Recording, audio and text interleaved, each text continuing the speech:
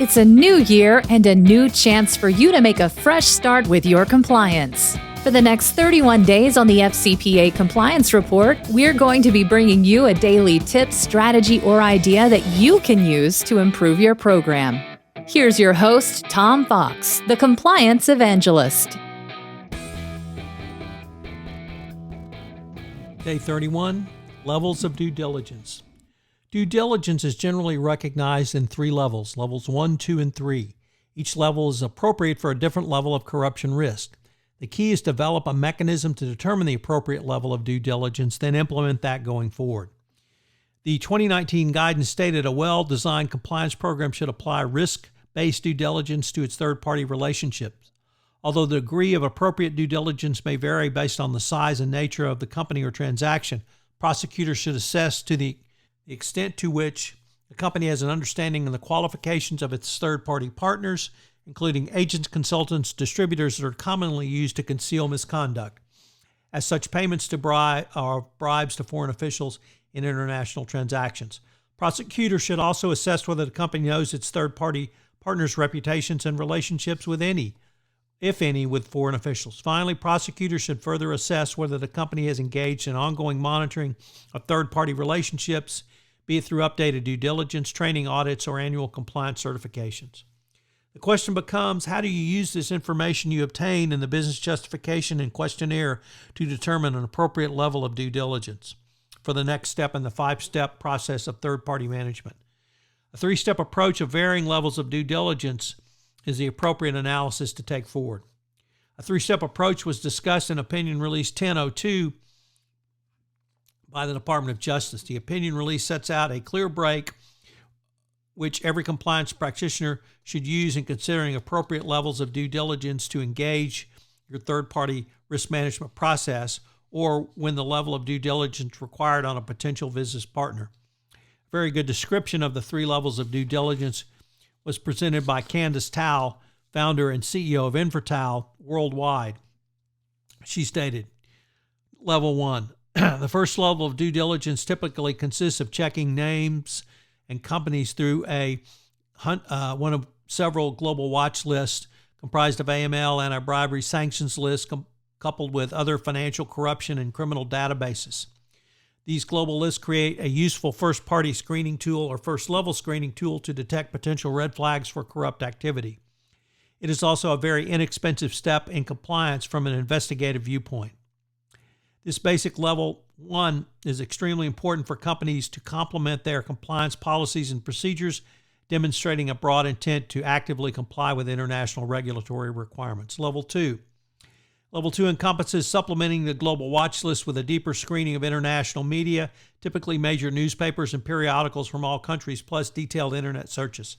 Such inquiries often reveal other forms of corruption-related information and may expose undisclosed or hidden information about the companies, the third-party key executives, and associated parties. Level 2 should also include an in-country database search. Other types of information you should consider obtaining are the country of domicile, international government records, use of in-country sources to provide assessments, a check for international derogatory electronic and physical media searches, both in English and in native language. Level 3. This is a deep dive. It will require an in-country, boots-on-the-ground investigation. A Level 3 due diligence investigation is designed to supply your company with a comprehensive knowledge or analysis, of all available public data, supplemented with detailed field intelligence to identify known and, more importantly, unknown conditions. Seasoned investigators know the local language and familiar with local politics bring an extra layer of depth assessment to an in-country investigation. The direction of work in analyzing the resulting data is often critical to successful outcome. The key to understanding the results from both a technical perspective and the understanding what the results mean in plain English. Investigative reports should include actionable recommendations based on clearly defined assumptions or preferable, well-developed factual data points. But more than simply an investigation of the company, including a site visit coupled with on-site interviews, you should have other things you should investigate include an in-depth background check of key executives or principal players. These are not routine employment-type background checks, which are simply designed to confirm existing information, but rather executive due diligence checks designed to investigate hidden, secret, or undisclosed information about the individual. Reputational information, involvement in other businesses, direct involvement in lawsuits, history of litigious and other lifestyle behaviors which could adversely affect your business, public perceptions of impropriety should be disclosed publicly.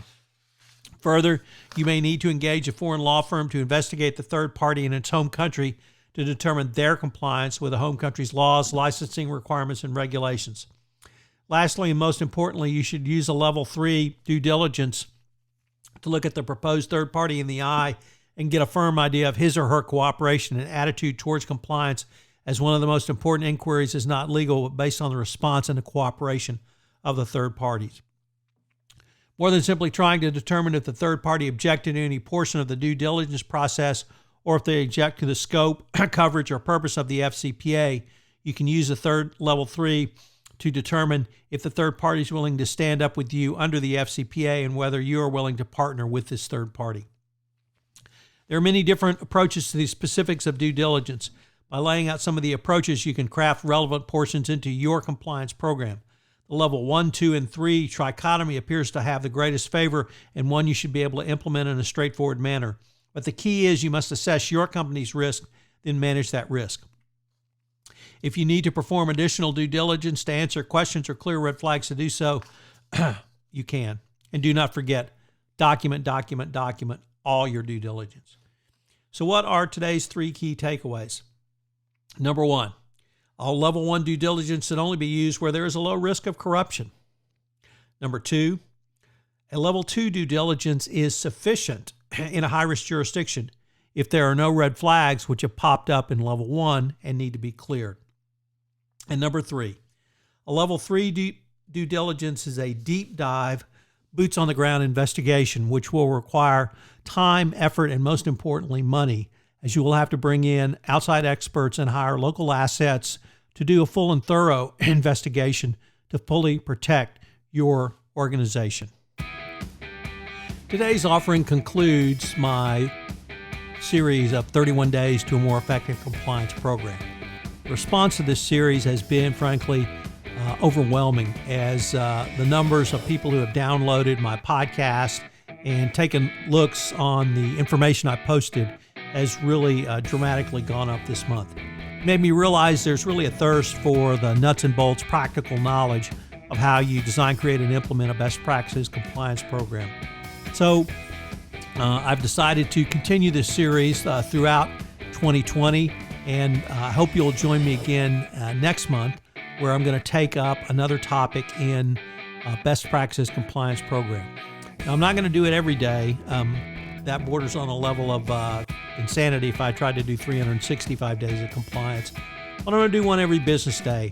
Once again, it'll be the same format, between 8 and 10 minutes, and giving you one thing you can do on each day at little or no cost.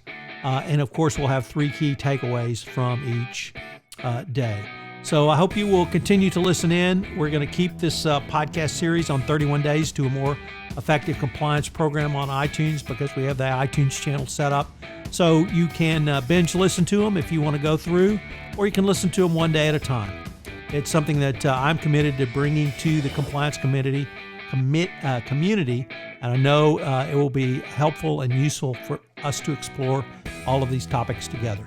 Thanks again for listening. 31 Days to a More Effective Compliance Program in January and the rest of 2020 is a production of the Compliance Podcast Network.